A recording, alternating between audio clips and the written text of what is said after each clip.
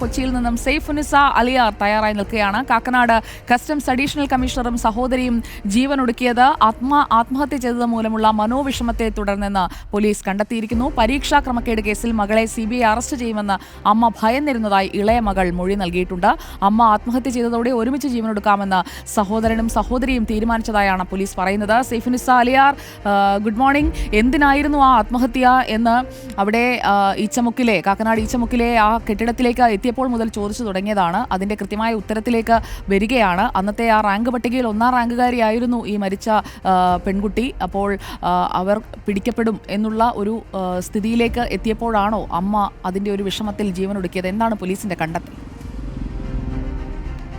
സുജയപർവതി, തീർച്ചയായും അങ്ങനെ ഒരു നിഗമനത്തിലേക്കാണ് പോലീസ് എത്തുന്നത്. കാരണം ഈ ഫെബ്രുവരി 15-ാം തീയതിയായിരുന്നു ഈ ശാലിനി എന്ന മനീഷ് വിജയ്, അഡീഷണൽ കമ്മീഷണറായ മനീഷ് വിജയുടെ സഹോദരി ശാലിനിയെ CBI സമൻസ് നൽകി വിളിപ്പിച്ചത്. CBI കോടതിയിൽ ഹാജരാകാൻ ആവശ്യപ്പെട്ട് ഈ ജാർഖണ്ഡ് PSC പരീക്ഷയിൽ 2006-2007 കാലത്ത് നടന്ന PSC പരീക്ഷയിൽ 1ാം റാങ്കുകാരിയാവുകയും പിന്നീട് ഡെപ്യൂട്ടി കളക്ടറായി ജോലി ചെയ്യുകയും ഒക്കെ ചെയ്തതാണ്. പിന്നീട് ഈ പരീക്ഷ ക്രമക്കേട് വ്യാപകമായി ഉയർന്നു വരികയും അന്ന് ജോലിയിൽ കയറിയവരെല്ലാവരും തന്നെ സർക്കാർ പിരിച്ചുവിടുകയും ചെയ്യുകയും ചെയ്തു. അതിന് പിന്നാലെയാണ് ഇവർ നിയമപരമായ പോരാട്ടം തുടങ്ങിയത്. ഈ കേസ് സംബന്ധമായ ആവശ്യങ്ങൾക്കായി പോകുമെന്ന് മനീഷ് വിജയ് സുഹൃത്തുക്കളോട് പറയുകയും ചെയ്തിരുന്നു. ഈ 15-ാം തീയതി പോകുവാനായി ടിക്കറ്റും ബുക്ക് ചെയ്തിരുന്നതാണ്. അതിനോടടുത്ത ദിവസങ്ങളിൽ ഈ അമ്മയ്ക്ക് വലിയ രീതിയിൽ ഭയമുണ്ടായിരുന്നു. കാരണം ഈ സമൻസ് ലഭിച്ചത് മുതൽ പോലീസ് CBI ഈ മകളെ അറസ്റ്റ് ചെയ്യുമോ പരീക്ഷാക്രമക്കേടുമായി ബന്ധപ്പെട്ട കേസിലെന്ന് അമ്മ ഭയന്നിരുന്നതായി ഇളയ മകൾ ഇപ്പോൾ പോലീസിന് മൊഴി നൽകിയിട്ടുണ്ട്. ഇക്കാര്യം അമ്മ പറയുകയും ചെയ്തിരുന്നു. മകളുടെ അറസ്റ്റ് ഭയന്ന് അമ്മ ആത്മഹത്യ ചെയ്യുകയായിരുന്നു. അമ്മയുടെ മരണമുണ്ടായി 5-6 മണിക്കൂറോളം ഈ മൃതദേഹം ഹാങ് കിടന്നിരുന്നു എന്നുള്ളതാണ് പോസ്റ്റ്മോർട്ടം റിപ്പോർട്ടിൽ കണ്ടെത്തിയിരിക്കുന്നത്. അതായത് അമ്മയുടെ മരണമുണ്ടായി 5-6 മണിക്കൂറിന് ശേഷമാണ് മക്കൾ ഈ കാര്യം അറിഞ്ഞിട്ടുള്ളത്. അതിനുശേഷമാകും അമ്മയുടെ മരണത്തിൽ മനോവിഷമം മൂലം ആത്മഹത്യ ചെയ്യാമെന്ന തീരുമാനത്തിലേക്ക് ഈ സഹോദരനും സഹോദരിയും എത്തിയത്. അങ്ങനെയാണ് മനീഷ് വിജയും ശാലിനിയും ഒരേ സമയം, അതായത് ഫെബ്രുവരി 15-ന് ഇരുവരും ആത്മഹത്യ ചെയ്തു എന്നുള്ളതാണ് ഇപ്പോൾ പോസ്റ്റ്മോർട്ടം റിപ്പോർട്ടിൽ നിന്ന് വ്യക്തമായിരിക്കുന്നത്. അന്ന് ഇവർ രണ്ടുപേരും പരസ്പരം തീരുമാനിച്ച്, അമ്മയുടെ മരണത്തെ തുടർന്ന് ഇവർ പരസ്പരം തീരുമാനിച്ച് ആത്മഹത്യ ചെയ്തു എന്നുള്ളതാണ് ഇപ്പോൾ പോലീസിൽ നിന്ന് ലഭിക്കുന്ന ഒരു വിവരം.